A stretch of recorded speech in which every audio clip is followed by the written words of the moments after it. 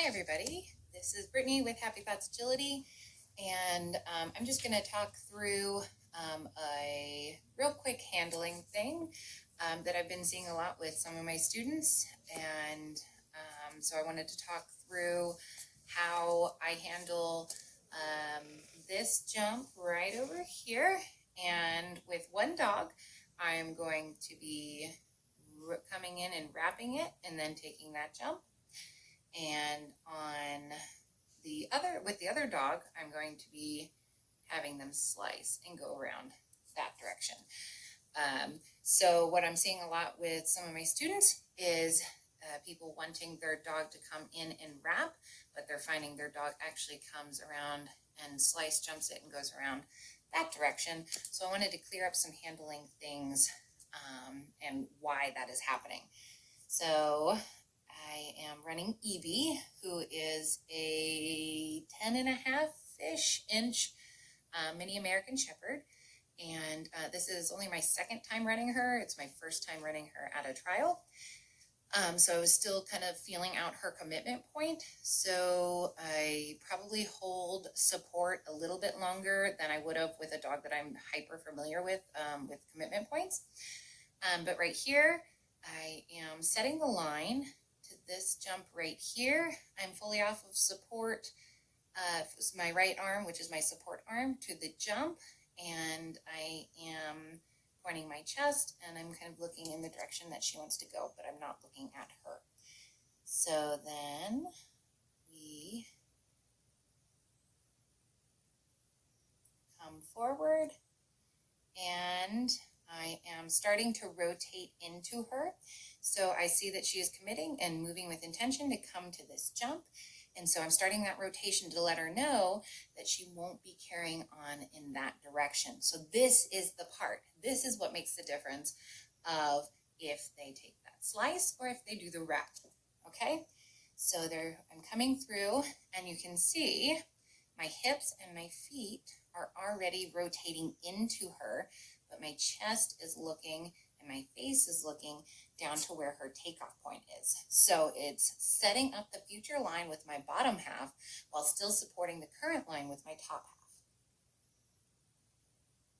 And then I get a nice collection arm, which is my left arm right here. I can actually even zoom in a little bit. Sorry about the blurriness. So you can see my feet are pointed in that direction right there and right there. Oops. There. And my hips are turned into her. My chest is pointed down to where she's going to be taking off. I guess it's more a little right down there because I don't actually want her to be taking off out there. I want her to be right there. So she's nice and tight. She's a small dog, so there's no reason that she can't make this nice and super tight. So still giving a little bit of support arm, still rotated with my feet pointed in the direction that she's going to be going, looking where she's going to be taking off. She's coming through. You can see I'm stepping away while still supporting her and setting that future line with this hand and starting to look to where she's going to be coming around that wing. And I'm moving in this direction and not taking a step back this way or this way because that can cause back jumping. So I want to be moving along that future line. Opened up a little bit to her line. And then brought that hand forward, making sure that I'm connected. And then bringing my arm down and committing her to that next jump. This is my next run with my Border Collie Quack. And she's coming from this jump right here. So it was this jump, and then we had to come around. And I did this with Evie, and then I did the slice with Quack.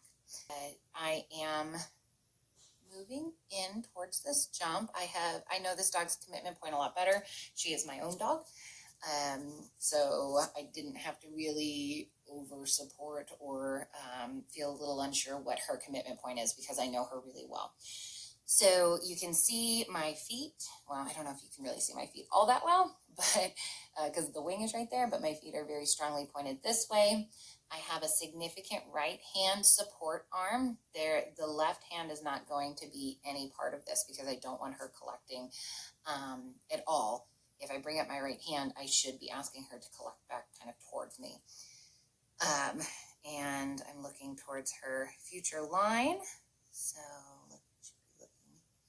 I guess I'm looking a little bit more at her than I would like for me to. I'd like to see me looking a little bit more down to her takeoff point. But you can see that my feet are pointed very squarely right there. She's come in, she's committed to this jump. My feet are telling the future. So I have future telling feet. So my feet are projecting, you are going to be going in this direction. And I'm also giving her a verbal right. She has very good verbals. So she's able to commit. I'm supporting her through that. So I still have this right arm supporting. I'm still looking at where she's supposed to be going. She knows where she's supposed to be going because you can see as she's jumping, she's not curling back and looking at me and then making the decision to turn, which is what happens a lot of times when they don't know when they're coming in. If they don't know that they're going to be turning right, you get this weird S thing that they're like, where am I going? And then they have to course correct. So you can see she knows exactly where she's going. She's taking it right in the middle of that bar, beautifully slicing it.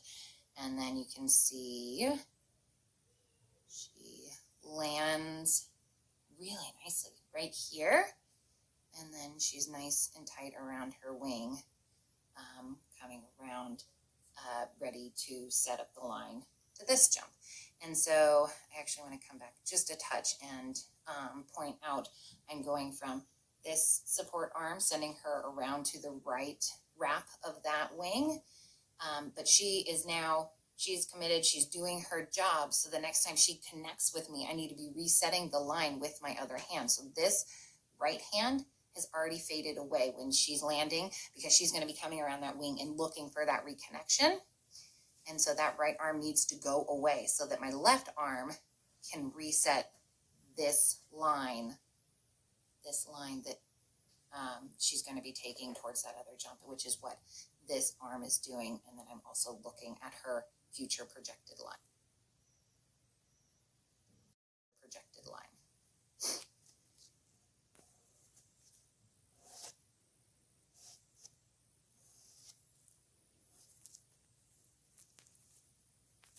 This line that she's going to be taking towards that other jump, which is what this arm is doing. And then I'm also looking at her future projected line. All right, so that is the extent of this little video. Hopefully it was helpful. So if your dog is turning the wrong direction and if you're wanting them to wrap or you're wanting them to do the slice, take a look at your feet, take a look at your arms. Where is your chest pointed? And hopefully this was helpful for you. All right, and make sure to be running happy while you're out there.